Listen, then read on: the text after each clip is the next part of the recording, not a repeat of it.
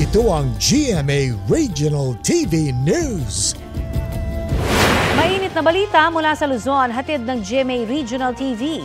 Patay sa pamamaril habang nasa kampanya si Rizal Cagayan Mayor Joel Ruma. Chris, ano na ang update doon? Connie, inaalam pa rin kung sino ang nasa likod ng pagpatay sa alkalde.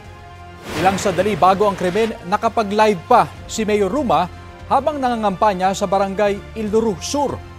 Dead on arrival sa ospital ang alkalde. 3 naman ang sugatan ayon sa Philippine National Police. Sa kanilang investigasyon, posibleng sniper daw ang bumaril sa alkalde. Tama ng bala sa balikat na tumagos sa likod ang kanyang ikinamatay. Kabilang naman sa inimbestigahan ang 4 na police escort ng alkalde para alamin kung sila ang nakabaril sa mga sugatan. Kasunod ng insidente, pinag-aaralan daw ng COMELEC kung kailangang isailalim sa COMELEC control ang bayan ng Rizal ngayong eleksyon.